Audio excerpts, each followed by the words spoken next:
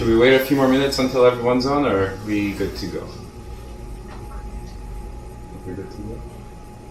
It's 12 right now, so. Well, all good. Okay. Thank you everyone for joining me again today. Really appreciate you taking some time out of your day to watch this demo and kind of break away from all the stuff going on. Today we're gonna go into how to make pecan bars, a little twist on old-fashioned pecan pies. And this is actually one of my favorite desserts. Around the holidays, I don't really eat a lot of pie, but if I were to pick one, it would be pecan first, and I'd say apple after that. But definitely a favorite. I'll show you also how to garnish it with a cool technique. It's called quenelling. Very old-fashioned, but it's making a comeback in the past couple of years on a lot of desserts. Alright, so first we're going to start off with the pâte sucrée. That translates from French to sweet dough. Sucré is just means sugar. And that's going to be the base. It's kind of like a shortbread sweet cookie. Very typically used in fruit tarts and other traditional tarts, not necessarily pies. Those are a little bit different. So the mixing process, I'll show you. It's mixed just like a cookie. First you're going to start off with 2 sticks of butter, or 8 ounces of butter. Again, important, make sure it's room temperature. That'll help with the mixing process. So I like to break that up a little bit in the mixer first.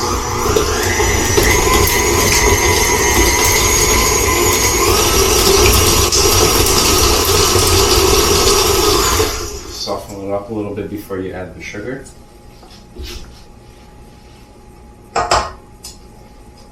Now, a little tip and trick here is that all the ingredients should be room temperature, but right now the kitchen here is really warm, so I haven't softened up the butter too much, because if I were to make it extremely soft, by the time I was done mixing it, it would be almost impossible to work with. So you have to be thinking about all these temperatures and things when you're baking, so that the end product is the best it can be. Alright, so continue the mixing process. So the butter is a little bit softened now. You add the sugar. So that can go in all at once. You start off slow. And then pick it up. I use about medium speed on the mixer. Gauge it by eye. You don't want to whip it too fast, but also you don't want to mix it too slow where it takes too long. What you're looking for is the butter and the sugar should be, it's called creaming. So you're creaming it together, and what that's going to do is it's going to incorporate air, and that'll make it nice and fluffy, and that'll lighten up in color. So once it starts to lose that yellowish color that butter typically has, this is when you know that you're going to the right direction. So pick it up a little bit more.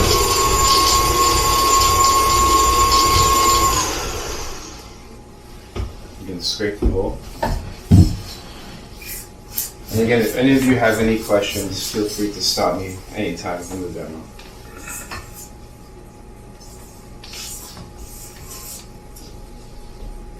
Take some off here and show it in the camera. So it's lightening up in color, needs a little bit more. It's still pretty stiff. And always make sure to scrape everything that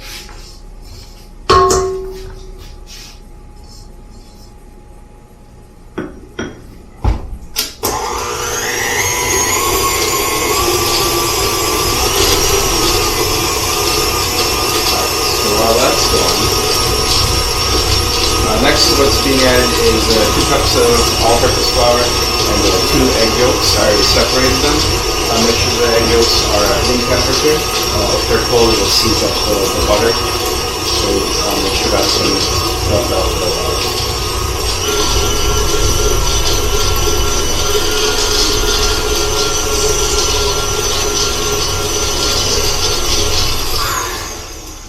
So now it's ready. And scrape it again.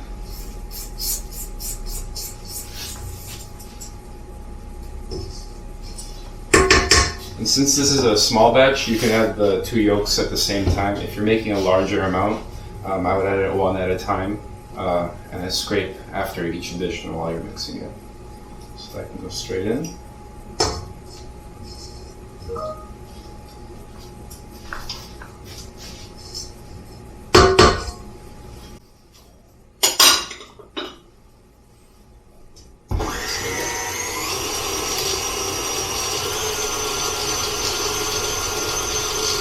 So when you're doing the creaming method, this style of mixing with the butter and the sugar first and then the yolks and then finishing with the dry ingredients is very typical of cookies.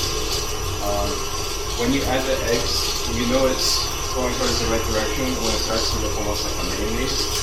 If it starts to look like curdled eggs, the ingredients are too soft. You want it to be nice and smooth and homogeneous mixture.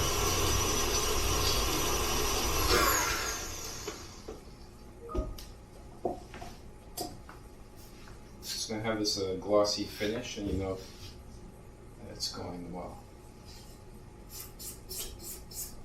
So again, scrape down the sides of the bowl.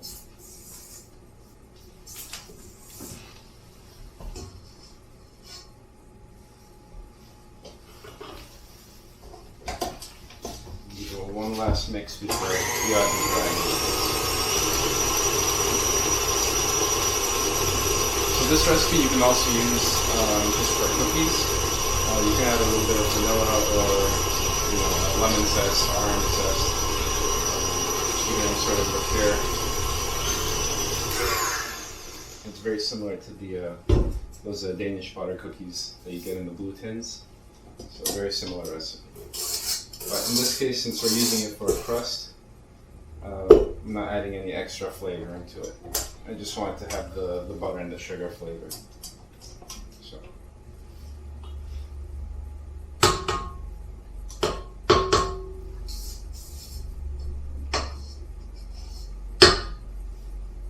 now we can add the dry ingredients.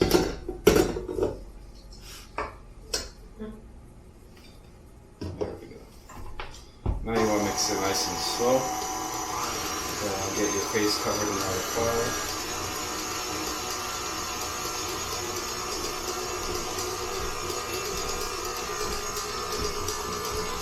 We call it a flour bomb.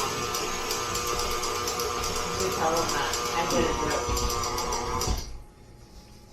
Trust me, I've seen it happen in restaurants when someone forgets the big mixer on high speed and then you go and turn it on. A nice little blast of flour, covered head to toe.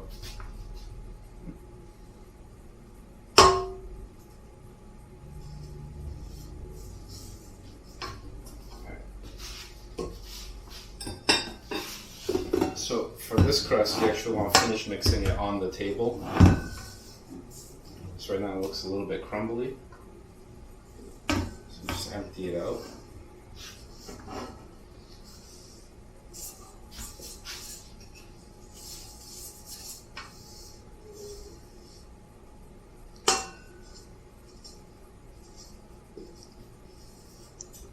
So this technique that I'm going to show you is actually one you can use when making pie crusts for the bottom of filled pies.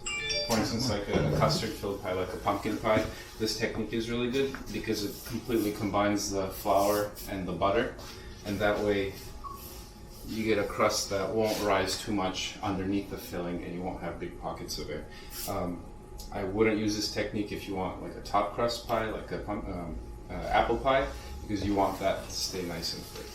So you get the dough while it's still crumbly, you just use the heel of your hand and you just press into the table. It's a little bit messy, but if your ingredients are at the right temperature, it'll combine. So this smearing method actually combines the dough very well. And then you can just pick up the rest. There we go. Just give it a few presses in your hand.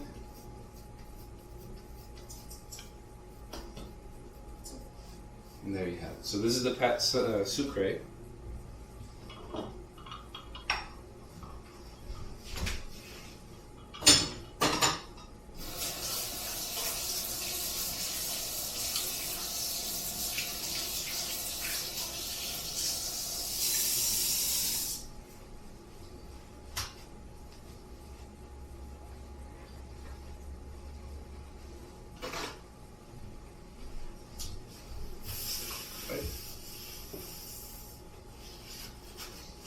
Any questions so far? Let's see.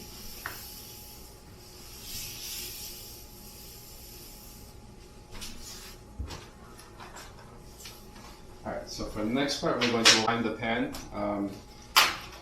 The recipe that I gave you all makes for a half sheet pan, which is twice the size of this one. This is a quarter sheet pan size. So the recipe here for the filling I've divided from the one I gave you. So first, what I do here is a quarter sheet. I'm gonna spray it. If you don't have pan, you can just brush it with vegetable oil. Next, I have a piece of parchment paper that I just cut the size and overhangs on the two sides here, and that'll help later for when you bake it. You can just lift up the entire bar without having to fuss around with trying to get it out of the pan. Just like that. And give that a spray as well.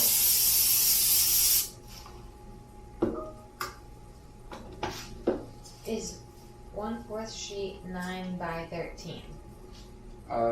It's about 9 by 13. The inside dimension, I think it's about 8.5 by about 12.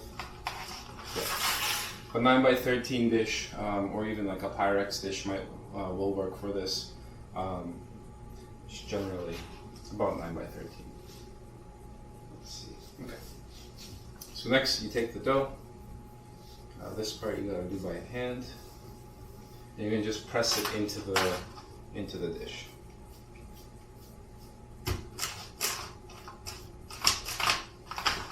So just use your hand. An easy way so it doesn't stick to everything. You get some plastic wrap.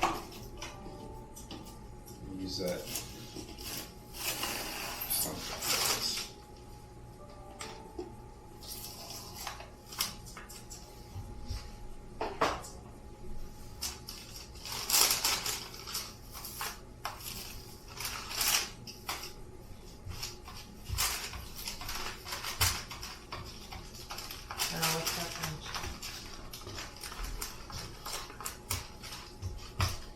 So what you want to do is press it out nice and thin. It should be about 1/8 of an inch, max to 1/4 of an inch. Depends on how much crust you like. And you're going to push it up all the way up the sides of the pan. So this is going to be par baked once it's done. And so that par baking is just when you bake something about 3/4 of the way through to where it's set, but it hasn't gained much color. That will allow for the filling to go in. It'll bake a lot quicker, and the crust won't fall apart when you put in the wet filling.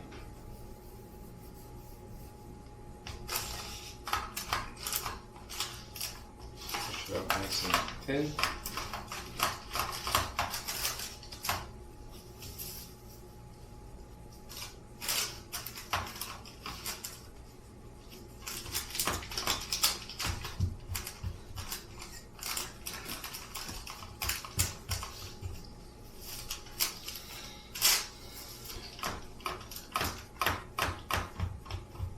Can you use this? Nobody's asking us, but can you use this crust for another recipe? Yeah. So Ani asked a good question: is can I use this crust for another recipe? And this is really good for any other style bar. And again, I would recommend par baking it. You can do what's called a pumpkin pave. Is another traditional bar around this time of year that we make. and it would use the same custard filling as a pumpkin pie, but again, you pour it into the par-baked crust. It's a lot thinner, the filling, and then once the pie is baked about 3/4 of the way through, you top it with like an oat streusel topping, and then you bake it, continue baking with that. So you have a nice like crunchy pumpkin flavored bar.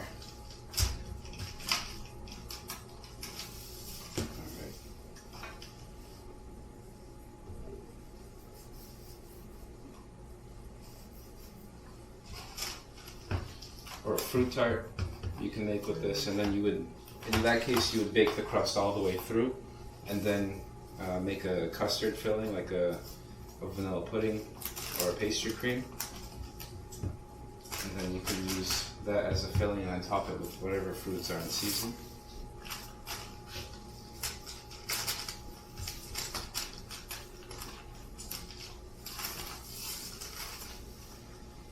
Almost done with this.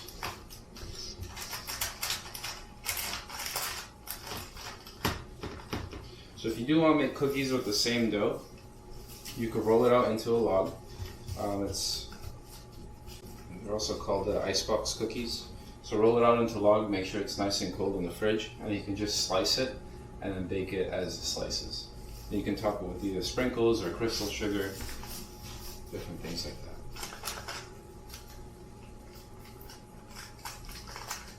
Alright, so as you can see here, I'm pressing it all the way up to the sides.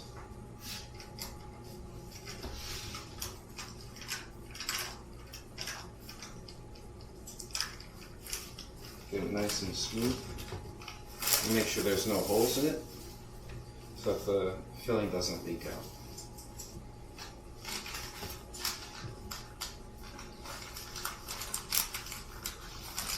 You just want to make sure that the sides are just thick enough to hold the filling. You don't want it to be too thick or else it'll slump down while you're baking it.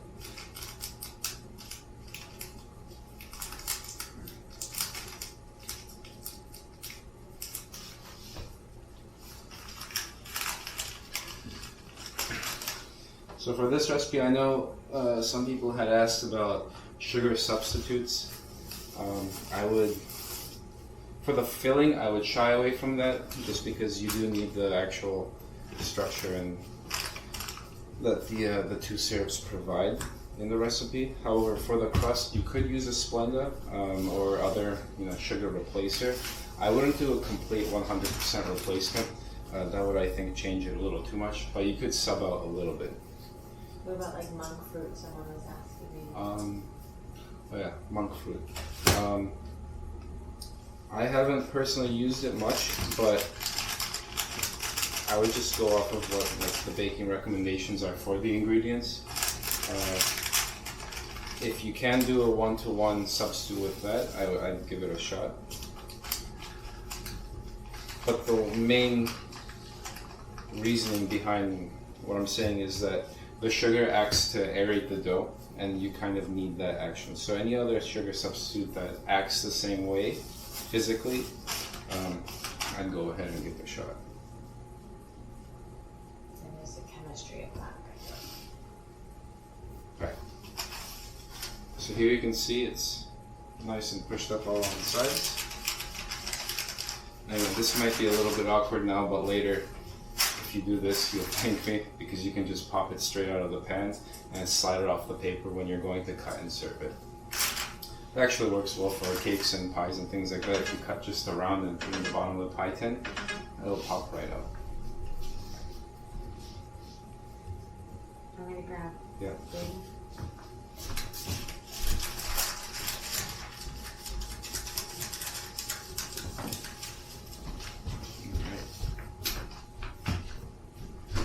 So, at this point, you get another piece of parchment. I already have another setup that I'll show you on the screen. We're going to par bake this. So first, let's spray the pan.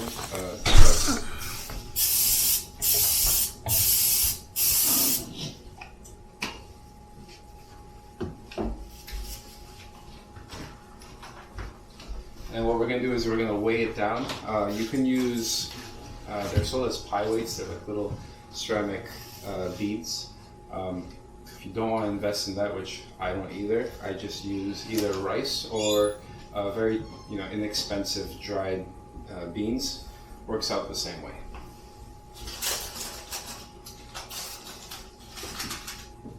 So in this case, I use dry rice. And just put it in a parchment like this. And push that parchment into the crust. See here. And the rice you can just push into all the corners. So this way you can bake the crust, it'll keep the shape, the sides won't slink in. And that way you have a nice formed crust for your filling. So this will take about 20-25 minutes to bake all the way through. Halfway through you're going to rotate it just so it bakes evenly depending on your ovens at home. Definitely what I like to do is I'll check after 7 to 10 minutes. You can just kind of peek underneath lifting this up. The top will brown this edge, so it might get like a nice chestnut color, but what you're more worried about is the dough underneath it to cook all the way through but not get any color. About 20 minutes in, when there's a few minutes left to bake, you'll be taking out the parchment and the rice just so that center piece, the center bit of dough, has a little bit of time to also cook and dry out a little bit. This can go right in.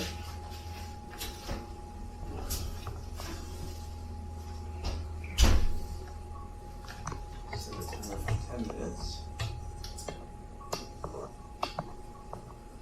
Okay. So, moving on, I already had one prepared. So you can see it's gained a little bit of color, but that's all you want. This area here is nice and dry and cooked all the way through, but hasn't gained the color. So this is what you want to have. And you can, at this point, you could actually pop it out.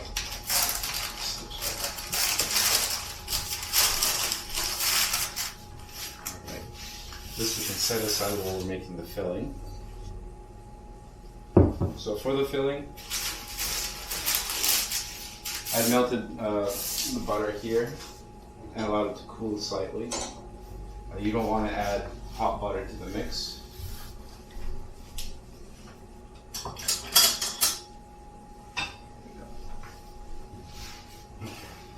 So first we'll start with the eggs and the vanilla. So that's 3 eggs and a tablespoon of vanilla. For this recipe, I actually like to add a little bit of bourbon as well. Gives it a good kick. So, any like Kentucky whiskey or whatever bourbon. Maker's Mark actually works really well too for this. And Evan Williams. 2 different price points on them, but they both have kind of a robust flavor that kind of pushes through like a baked item like this. So just mix up to break up the eggs. Then you can add in the sugar. So that's a packed brown sugar. There's a little bit of salt in there as well.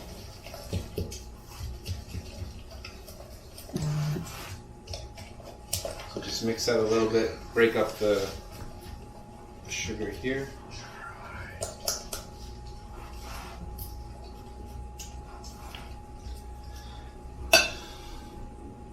Next we're going to add the maple syrup and the corn syrup. So there's different grades of maple syrup. I like to use the darker grade. They used to be referred as B grade. Now I think they did change the rating system recently. So this would be an A grade, robust or dark. And the flavor of the darker style of maple syrup is a lot nicer in baked items, especially with pecans. The lighter colored maple syrups are really good for pancakes or things that you want to be very delicate.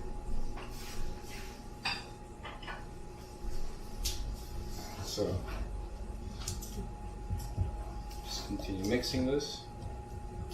If you're not a fan of corn syrup, I know a lot of people try to avoid it. This is a very traditional recipe, so I do incorporate it in it. However, you could use honey. I would go for a very, very light flavored honey for this one.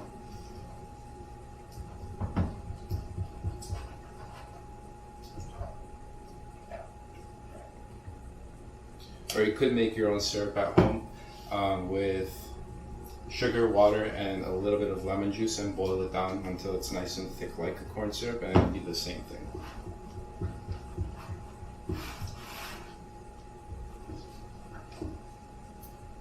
And the shelf life of brown sugar. So I think technically you could say it's indefinite as long as it's sealed, kept in a cool and dry place. If it does harden, sometimes that does happen to mine at home as well. You could just pop it into the microwave just for a few seconds and kind of knead it, and that'll bring it back to life, so to speak. But I would say any sort of dry goods, sugars, best to use it within the year. Say 6 to 12 months max. That way, there's less chance of it, getting any orders, or once you open it up and the humidity will start to set in. Depending on where you are. I know here in New England, during the summer it's very humid, so it does pull it and it'll start to clump up.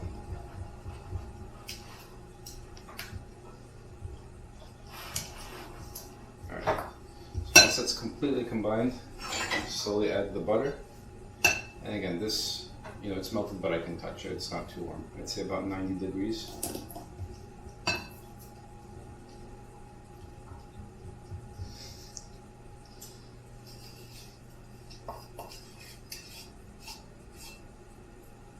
Smells good.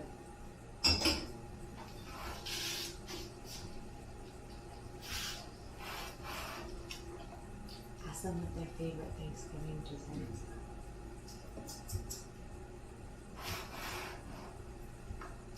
So this is something I actually typically make either in the bar form or pie form for Thanksgiving at my house. I know I've mentioned it before, but at my house we do a whole bunch of, it's kind of a hodgepodge combination of traditional Armenian cuisine and the American cuisine. So it becomes a funky, spread of food. You have a big giant turkey in the middle with all the traditional stuff, and then the random Armenian things sprinkled out. But Ani actually brought up a good thing. Does anybody have any typical things they make during Thanksgiving? And what are they? I kind of want to know. Right in Maybe the I can chat. add them to my They menu. can write in the chat or say. Actually, or anything that's atypical and non-traditional, because I find those to be more interesting than the regular 10 items or so that everyone talks about during Thanksgiving.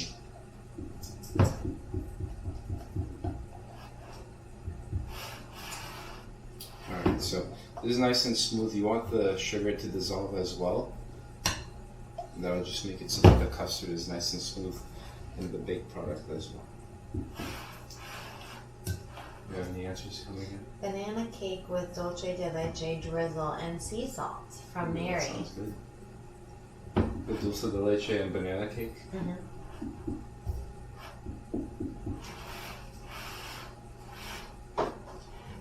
Alright. So I'm going to let this filling sit for a minute here.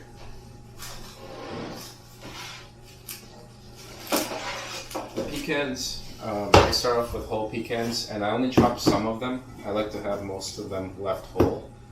That just makes it look nicer because the larger whole pieces will float to the top in the crust. And they look nice and glossy and in the finished product. So, don't need to go too crazy in chopping.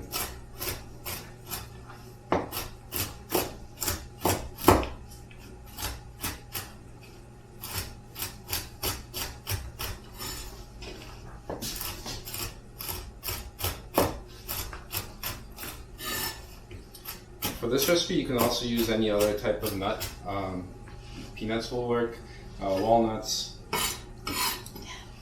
hazelnut I would mix with something else just because of how thick they are, so or just chop it up. Cashews actually work very well. If you do cashews, I would probably go less on the maple syrup and add maybe a honey or something just to complement the flavor. And you can even add in things like sesame seed, like a sesame cashew bar with a honey glaze on top. That would be really nice. Alright, so the chopped ones just put straight into the crust. Christina Kendrick said cheesy potato and cracker candy. Ooh, cheesy potato and what was it? Cracker candy. Oh, that sounds interesting. What's the cracker candy? Rochelle says baked ham with sweet ham gravy.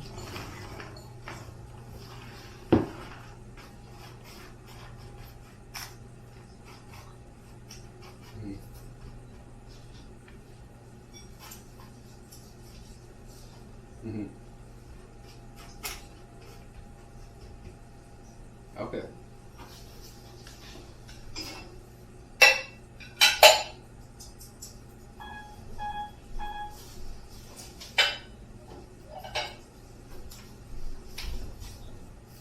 Oh, okay. Actually, yeah, I think I have had that. That's actually something I've had before. I just never knew the name. I just thought someone had made it up. That's really good. I like that for Christmas.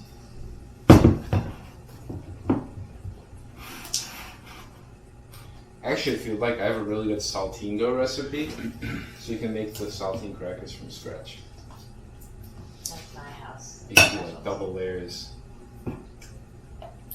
What would they like to see for December? Ask them. Any desserts for December?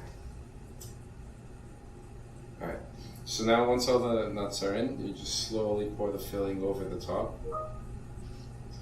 I'm gonna do this nice and slow so that it works its way down. You can kind of mix it up.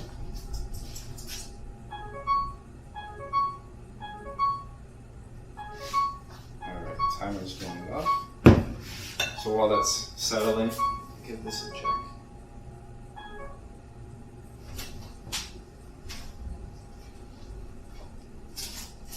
Okay. So this needs a little bit more time.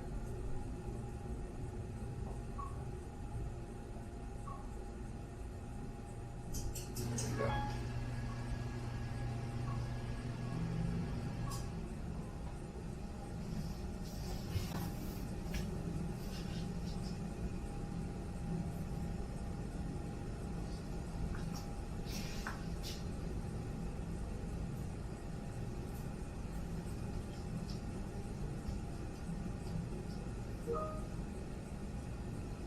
Rosemary said she's getting hungry.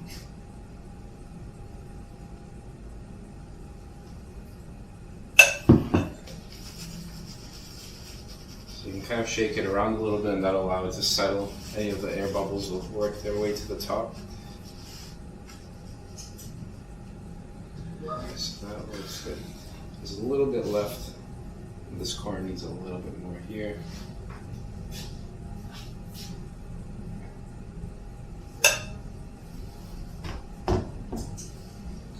So this is ready to bake. This takes about half an hour to 40 minutes to bake all the way through. And if you could get the one that's already prepared.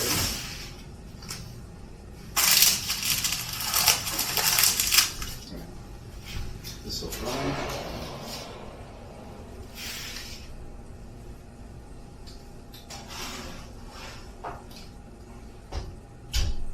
So that'll start to bubble around the edges. You'll know when it's done when you can tap the center, and it'll still be soft, so the nuts will press down, but you won't see the liquidy. You know, it won't like ooze out or anything. It'll be set.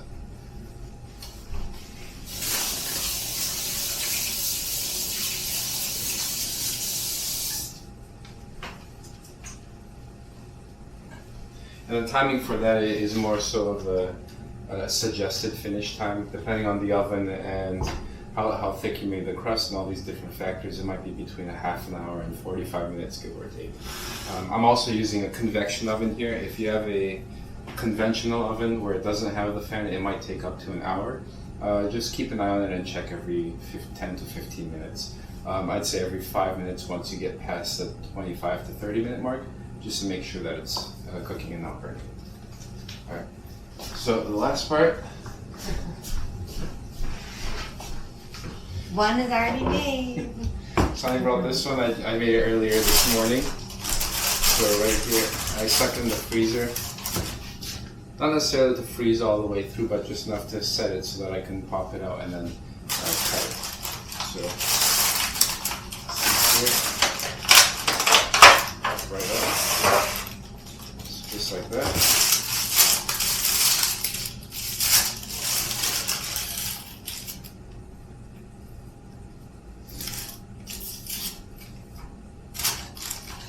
Trick of pulling. So if you do freeze it, and if it's been in the freezer for too long, it might be hard to pop out. Best way to get it out of the tray is to just heat it a little bit over, over the stove top. So what that'll do is, you can see either the spray or the butter that the crust released will harden and almost act like a glue, but that just a little bit of heat will melt it and you can pop it right out.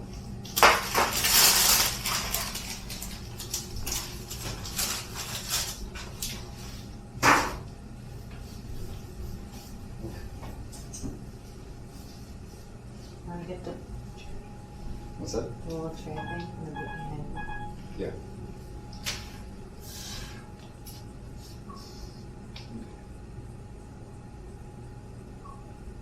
A little bit more time.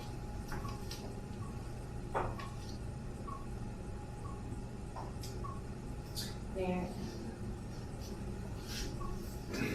Okay. Ani, if you don't mind just rinsing this out for me, I'm gonna need it for the whipped cream. And then I'll get some hot water and a cake. I'm going to completely wash it.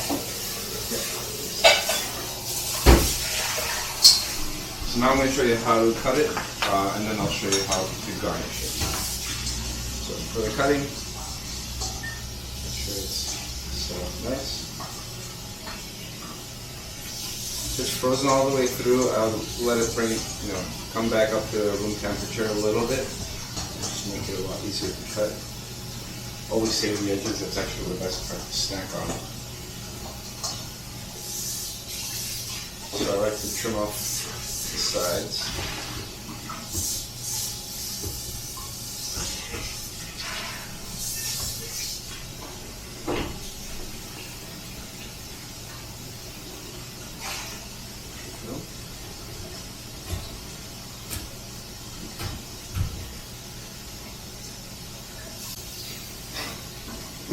Years of practice.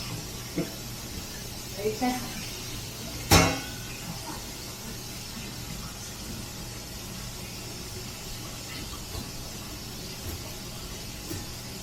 So actually, what I brought up a memory of mine. So years and years ago, I was working in a hotel, and it was still like an internship position. I would go there, work there on the weekends, and then during the week I would be at school. And the chef came up to me, and I was baking something, and I wiped my hand on my apron, just like this one movement, and he came up to me, took me aside, and he not necessarily yelled at me, but definitely laid into me a little bit for wiping my hand on my apron. And just that one moment has stuck with me. And every single time I even get that idea of like wiping it on my apron, I remember that. So it's definitely stuck with me. It's always good to work nice and clean. How's that? Yeah.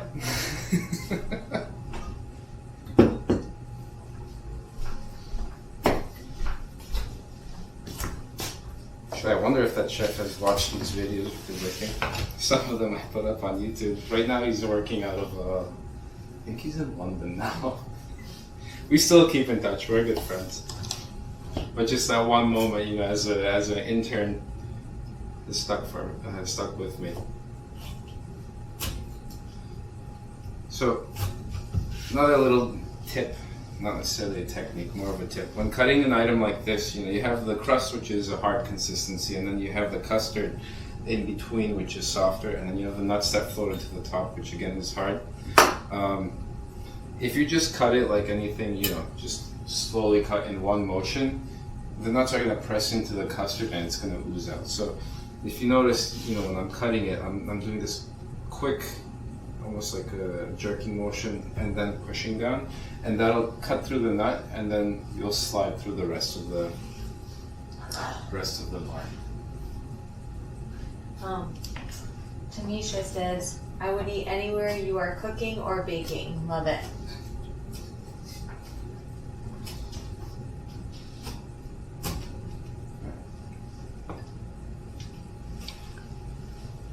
So, move this here. Back to this one. Just it'll be a lot easier to show you. Cutting one bar at a time. For this one, just a quick motion. Slice through. So the size you want to cut, it's totally up to you. I like to cut them into, it's roughly 1 inch by 2 inch pieces. It's a good, you know, 2 to 3 bite portion. And it's nice because these are on the sweeter side of, you know, what I would consider desserts. Definitely, if you for people who have a sweet tooth. And so a small bite like this is more appealing to you know, all sorts of people, depending on what your level of preference of sweetness is. Do you want me to taste it? Sure, so I'm going to have Ani try out one of these pieces. You can have this one here. I'll garnish these. A nice sliver. What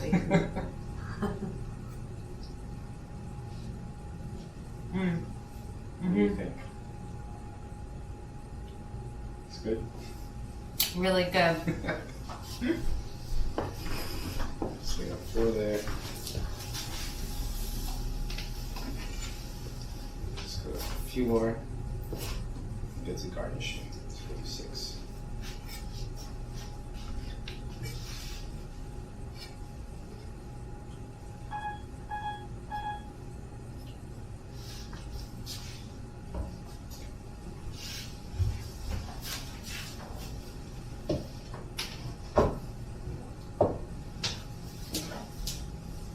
Wow.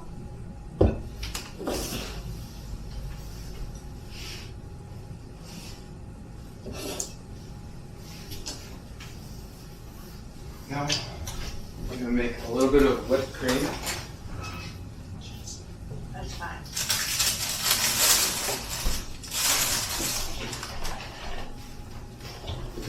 So either heavy cream or whipping cream, both are good. If you can get extra heavy whipping cream, I've also seen, that's really nice. It has a higher fat content, and those are really good if you're making a dessert to take somewhere for the holidays, or if you're making it like earlier in the morning and you don't want to be whipping something last minute. The higher the fat that it has, the more it'll, the more stable it is. And you can make it far enough in advance.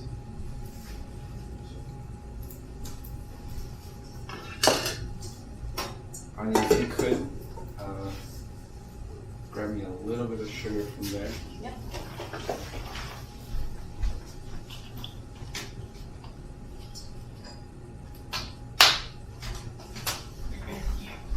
This is enough. Instead of heavy cream. Actually, if you like, I've seen, or I've done at work, coconut milk.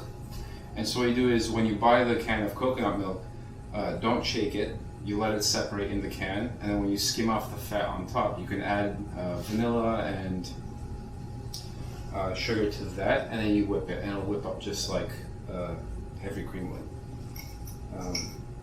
Definitely it does taste like coconut, so that's kind of a trade-off you would make there.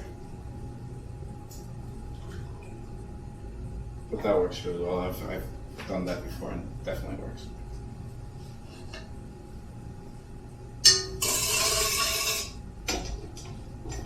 So I just add a little bit of sugar on the whipping cream. We're going to whip this up to a stiff heat.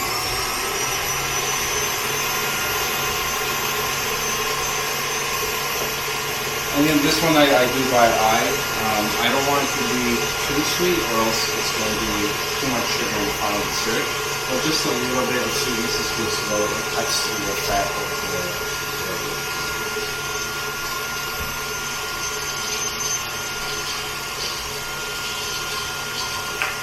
It's not really thick.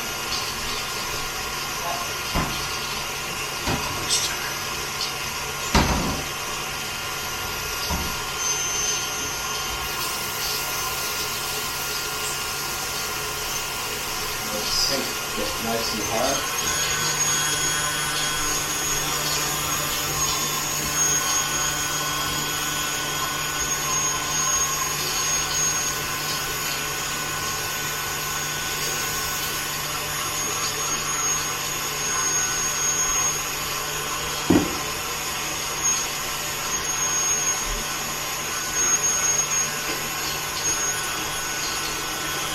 So this technique is called quenelling. Also, I guess in layman's terms, it's quenelling. It's two different styles. Brochet, which I'm going to show you now, is done with the same spoon, but quenelle is done with 2 spoons. If you've seen it on the desserts on some magazines, quenelle is and get off any of the excess water. So inside, you're just pulling it towards the top of the bowl here. Wipe off the edge, set it down, and then when you're lifting, you're not lifting straight up. It'll flatten the side. You want to kind of go with the curve of the football. That way, if I can do that closer to you guys, you can see it there. Looks beautiful, Sherry said. That way, you're garnishing it.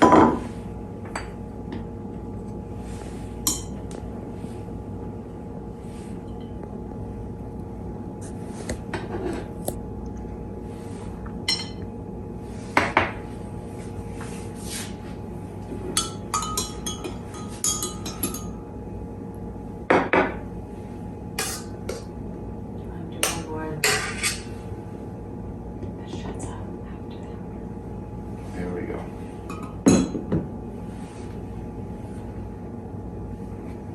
Just garnish these on a little platter like this. And voila, there you have it. Pecan bars.